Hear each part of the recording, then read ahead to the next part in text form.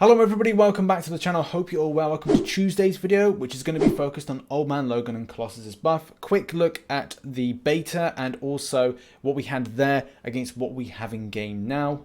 Also, before we get fully into this video, to mention the fact that if you run the masteries beginning with the word S and have double edge on it, then Old Man Logan has two advantages from double edge. In addition, it's built-in attack bonus. The first is that he will barely take damage from it, and the second is that he can convert it into a fury buff with his first special attack. So if you run that mastery, you kind of expect this to be working as intended. Noctis, I don't know if I'm saying that right, claims that there is an issue with this. I don't personally run these masteries, so I don't know myself, but it is something that has actually been picked up by Caban Mike, saying that he'll be looking into this now. If I get an answer, I'll put it into Marvel Contest of Champions news for Wednesday, but it could be Friday. It just depends on when there might be an answer for this. Currently, there's nothing. First and foremost, I think the biggest scrutiny comes for Old Man Logan himself, so we'll stick with that. A lot of people are disappointed with aspects of his regeneration and passive bleeds. Now, in the testing from my beta footage, I was able to do 144 hits at a rank 5, and I didn't have a 200 signature. I only had a 1 signature for this, which I don't know if overly makes like a great amount of difference. So with the ability being here, that whenever Logan gains one of his 0 damage passive bleeds, he has a 37.29% chance to get a plus 400% duration. I don't know why in the beta I didn't put up to 200 signature, and it probably was because of availability at the time for signature stones, which was a big problem at the time. Logan's first special attack each fight gains plus 1013.78 attack rating. Now obviously if this scales up to 200 signature, it could mean for something a lot better than the amount of damage that I'm going to be posting in this.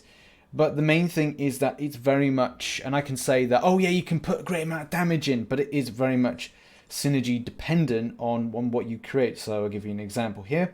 So I'll just set up the team. I'm not going to go into the battle. I'm going to be putting footage over the top of this.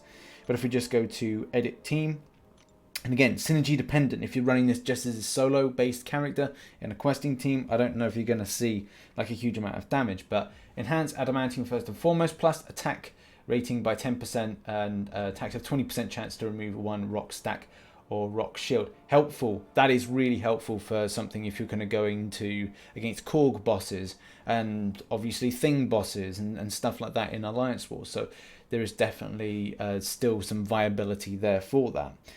Obviously damage output will be dependent on those Fury buffs, but you're not going to have a full team of 5, are you? You're only going to have a team of 3. Looking at the Untamed Force as well, adding plus 120% regeneration rate when hitting opponents. That is where that regeneration comes into play. I know we talked very highly yesterday about the problems with the change in regeneration, that it isn't as good or isn't as potent. And again, this becomes very dependent on having a synergy that provides increased regeneration, which having the Sabertooth synergy does. Colossus enters in and provides 1 bar of power at the start. Not the greatest of additions, but it is helpful to build up to that L2 very quickly to then put in that extensive amount of Fury stacks. So there isn't anything to say he's not good or not bad, but like I said, it's very synergy dependent.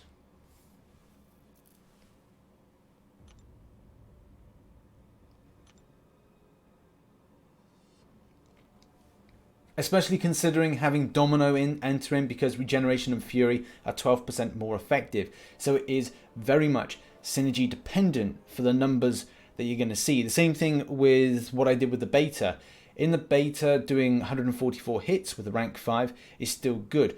But again, it boils down to synergy dependence. And I don't know if that is going to be what players want to see. Old Man Logan still speaks to my playing style, and that is really because of the age of my device. And I have to be very much a kind of a brawler, be quite aggressive, but at the same time rely a lot on my block and also parries in order to make sure that the inconsistencies with intercepts, and as well trying to do some rubber banding off the wall and trying to go into heavy attacks, are really there. So a lot of reliance on doing parries and heavy attack.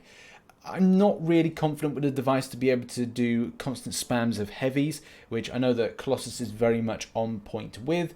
But I know that if you get a new device and it's very responsive to movements, then it's going to be something that you may look to still keep this guy, because there will be value in some areas. But if you're looking for things with regeneration being on point, I think it largely loses that spark to it, and you will be very dependent on having a synergy that improves the regeneration rate.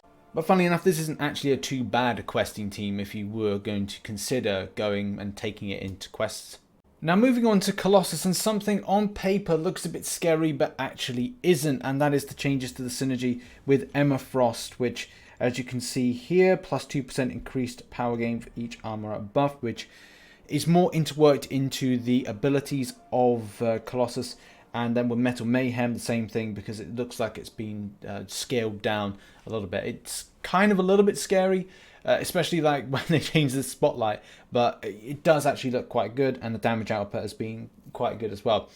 I must admit, one mistake that I did make with the playing of Colossus is that I was trying to do a heavy attack and then wait a little bit and then put in an SP2, or wait to the point I've got about let's say half into the cycle of that passive fury before actually hitting into an SP2, which is wrong. As soon as you do the first part of the heavy attack, you've then got to chain into the SP2, so it looks like that when you're doing it, you're doing this up motion. As soon as you do up motion, as soon as you see the passive fury, boom, hit in that SP2. And that is where I was largely going wrong with that. And once you learn your lessons from mistakes that you make, you're able to really kind of continue on. The immunities are something that's going to make this an amazing utility champion.